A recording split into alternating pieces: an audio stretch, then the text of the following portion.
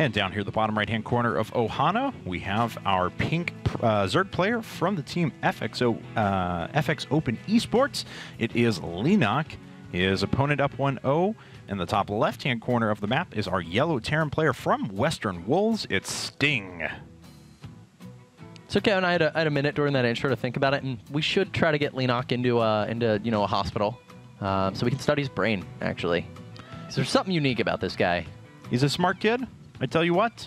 He's the funny thing is too is that he's been around StarCraft 2 forever, since basically the beginning, and he is still an incredibly young player and has a very long career ahead of him. Yeah, isn't that? I mean, that's one of the greatest things actually about these games. What I actually want to ask your thoughts about this. The other day, talking with some friends, about StarCraft versus League of Legends. It's actually kind of funny. A lot of League of Legends fans are really fond of StarCraft. They like StarCraft a lot. They kind of have their roots maybe in esports and that, and then they kind of bandwagoned over to League when it came out. Though conversely, not so true. But one of the things we were discussing is, League, it's not so APM intensive. You don't have to be fast thinking. You do have to think pretty fast, but it's not so fast. Action-based. This SCV should be saved, by the way, by Sting. Nice play there. He's going to manage to do that. But StarCraft, on the other hand, really does cater towards the young players. You do have to be really quick. And we see this, a lot of players tend to fall off, maybe a couple exceptions, of course, and players such as White Raw. But do you think we may be seeing, some players as they age shift over to games that favor maybe, not favor, but allow for slower players? It's possible. I mean, already StarCraft 2 is a slower game than Brood War was because of the way control groups work and how you can control your army, so on and so forth. Even though the players still play at an incredibly high rate, don't get me wrong. But it's definitely nothing like, right. The mouse skill it's much more about your keyboard now. Right. And so we'll certainly, I don't know, it's a possibility.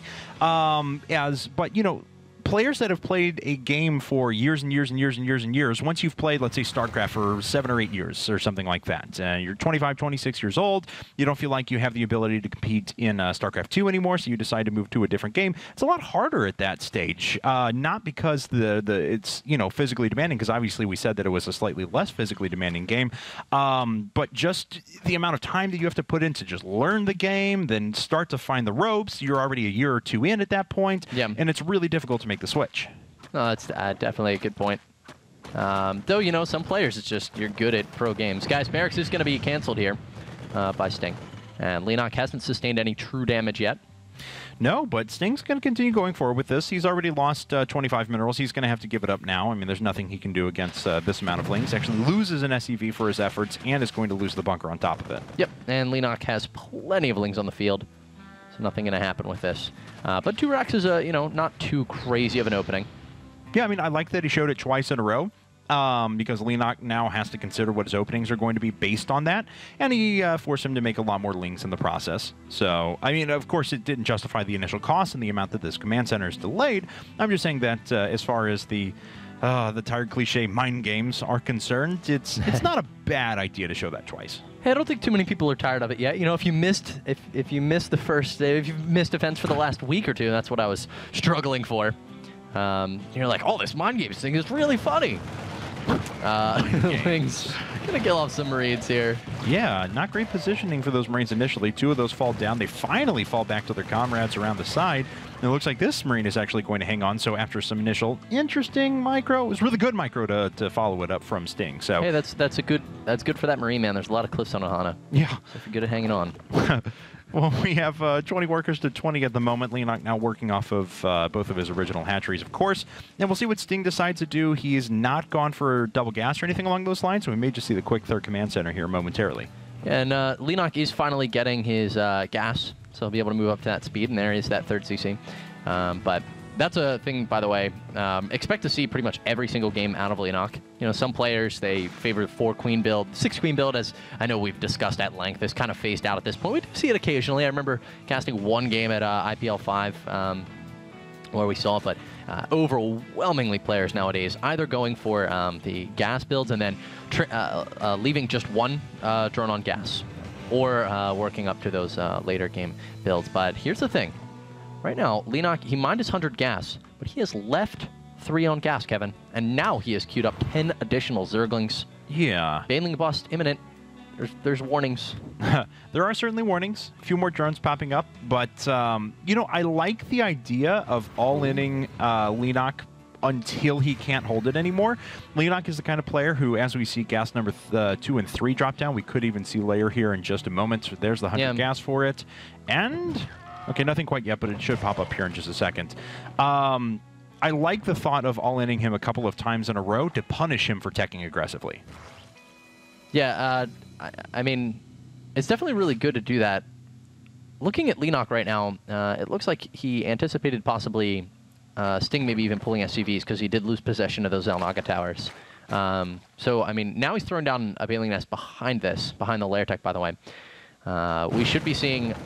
Well, there's a couple of links do get picked off here. Leenock really does favor his infestors quite a bit. And he is one of those players that, you know, can throw down Burrow and a couple of infestors. But Sting right now is going to be going for mech. He's got 2 factories on the way behind all this. And Ling Infestor, not so great against mech. We'll have to see what he opts to do with actually double factory and 3 barracks. He's got a lot of possibilities with this. Will it be a Marine Hellion push? Yeah, I mean, I love the Marauder Hellion play that Polt was using at IPL 5. It was the way that he most effectively won games against Zerg players, and I still think that it's a very cool thing to do, even if you do have options towards the late game, you know, the whole Secret Missile not needing an upgrade and things like that, which still freaks me out every time I see it. I love it, though. It's crazy, man. Secret Missiles just looks awesome, though. So there's a very fast Infestation Pit and Burrow coming out of Leenock. Not too unstandard there for him. Centrifugal Hooks as well, and the Carapace upgrade. Blue Flame Hellion Marine push incoming. Blue Flame does take a while to research, though, so it's still about a minute and a half away in-game. And there's a lot of units that have already started to run down the map, though. I mean, of course, Sting is going to open up this destructible rocks, but... Could die before he gets the cancel, and it does. Yeah. Nice job there. 300 resources lost, and, of course, that drone that he would have been able to salvage had he gotten the cancel. Mm-hmm. Yeah, it's just unfortunate timing there, really, for Leenock. If you show up with a lot of Marines like this, about like a second to 3 seconds after their hatchery just went down, you can kill it in a volley or 2, and that's just too fast for a lot of players to react. So it was really, really nice timing there for Sting. I mean, beautiful. Like, he moved out with those. You could tell that was a timing to design to kill a third that was building. He just got lucky that he happened to actually kill it, not even just cancel. I mean, it's also a time, too, when most Zerg players would have had that a little bit farther along, but Leenock has always historically been the kind of player who wants to sit back and get his lair just on 2 bases. Yeah. This is a couple of Banelings, and at best, that's going to trap the army. It's really not going to do damage to the front, as we do have 3 barracks up at the front wall here. One of the things that Leenock is quite notorious for when he goes for this Ling Infestor style of play, he goes entirely roachless, by the way, until he does get his Broodlords, but... lots and lots of Ling counterattacks is actually, he just tries to prevent the Terran from moving out at all, if possible, while building up that Infestor count and aggressively teching towards that high. But right now he's going to do that attack. He's trying to bait, and he's going to. Boom! And that just put Leenock back into the game. He was trying to bait those forces onto the Banelings, does it magnificently. Yup. And Leenock has considerably weakened this push. So smart. I mean...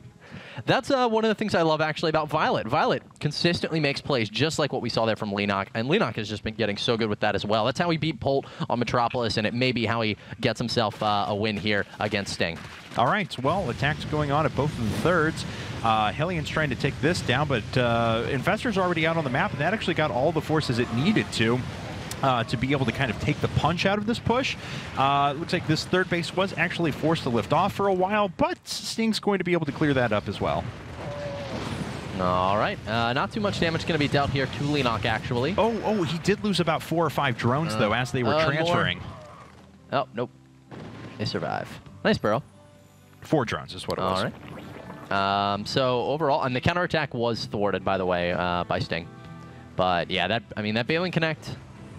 really, really helping Leenock out at this point. Sting now ahead by about 4 supply. Leenock working on his +1 and +2 upgrades. That Carapace is already finished. More and more Infestors. What's his Infestor count currently at, Kev? It is 6. All right, so almost reaching double digits now. I find it very interesting that Sting is continuing with his unupgraded Marine production throughout all of this. He could use those resources. I mean, the anti-air it's going to provide is pretty cool, but I mean, those are really going to unupgraded Marines against any sort of against any sort of an upgraded Zerg force, whether it is Infestors, whether it's actually this is going to be a few dead Hellions here, especially if the one at the back pops up here in just a moment. Yeah, I mean, unupgraded Marines are they just get destroyed, obliterated by anything that's upgraded from a Zerg player. No, I completely agree. You know, they're free command centers essentially. Like, they're just really, really, really weak. And all right, Infestors are moving forward right now. There's 6 of them. He's actually going to throw down the eggs, and this is going to be a bit of damage. Yeah. Tank goes down, more sieging up. No focus fire from Leenock, though, on those tanks. Not until now. It looks like he's trying to do it, but too little, too late. But did get a tank there, and only lost a couple of lings. Infestors are going to be targeted by these Hellions, and this was a really nice scan out of Sting, but alas, fungal growth. Yeah, actually forced a lot of fungal growths out, and none of these Hellions are actually dead yet. Another scan goes down, and look at that. 2 Infestors have gone down. They pretty much lost all of their energy. Finally, the Blue Flame Hellions are going to get killed, but Sting's actually in a really nice position. That was a pretty good play. 140 supply to 120 right now. And yeah, I was just thinking, a push here from Sting in a moment or two could potentially be very powerful because he knows that Leenock just wasted an incredibly large amount of energy behind this. Now, Leenock did move to Spire and is now moving to Greater Spire. And with this, I mean, this timing out of Sting could potentially kill Leenock, folks. This is going to be very strong. Man, especially with these unupgraded Marines added in, too. That's such a ridiculous addition to this because those just die so easily at this stage of the game. But they're going to provide an effective buff, and they still have decent DPS if they go relatively unopposed. So Zerglings getting drawn into the fire. The Marines are actually there to push units away from the tanks, which is actually kind of cool and something that I didn't consider. Leenock is going to go for a counterattack, and there's no tanks that are sieged up here. Yes, they are available, but not sieged up. But he's not. All right, third's going to go down easy peasy for Sting, but at home, he's taking a little bit of damage right now, not kiting with these Hellions, not sieging his tank. Sting is taking a ton of damage back at his home base. Now going to clean up this third. He needs to rapidly move into the natural. Yeah, but I mean, he's got the favored position still because eventually he'll be able to deal with Zerglings, even if it's very annoying and does tons of damage. As long as he continues to pressure... Oh, wait, this is a very good choke point. Wait a second. Leenock being pretty efficient with his defense now, and he's actually stopped this push for just a moment. Yeah, all of those Marines being caught in a huge ball, and that was a major loss for Sting, who is now down on supply. Banelings are crashing into a single Marine, so that was nothing, but Leenock at home is doing lots of damage. Right now, he's thrown down Infested Terrans to try to stage some semblance of a defense. Lings, Banelings coming off the line. Will this be enough? Not for the Thor. If we see a few mules drop down here, he may be able to repair this, and that would just be too much. But no, Kevin, 6 Broodlords are about to wrap up, in fact, for Leenock. Why the Banelings just went into the Thors, I'm not really sure, but we'll certainly find out here in just a bit. But the Zerglings are continuing to do damage. I was sure that Sting was going to be able to clean these up off to the side, at least try and find a way to stabilize. But as soon as those Broodlords hit, that's it. I mean, down to 34 supply now, Sting actually has nothing. A pack of about 30 Lings was able to do what 25 Marines, 10 tanks, 3 Thors, and a bunch of SCVs couldn't. Yeah, let's... the ludicrous nature of that statement, but you're completely right. GG, folks, going down for Sting, and I mean, couldn't have said it better. Tanks weren't sieged, Kev. Hellions didn't kite, tanks weren't sieged, and I mean, 2 Hellions and 3 tanks are actually very bad versus Zerglings when they're unsieged. Yeah, I'm still surprised, honestly. I thought Sting had more of a fighting chance there, but apparently he did not. I thought Sting had the game. Yeah, Leenock ties things up here, so we're 1-1 moving into Entomb Valley as our third map. Don't go anywhere, guys. We're going to be right back after this and see who breaks this tie on IPL Fight Club.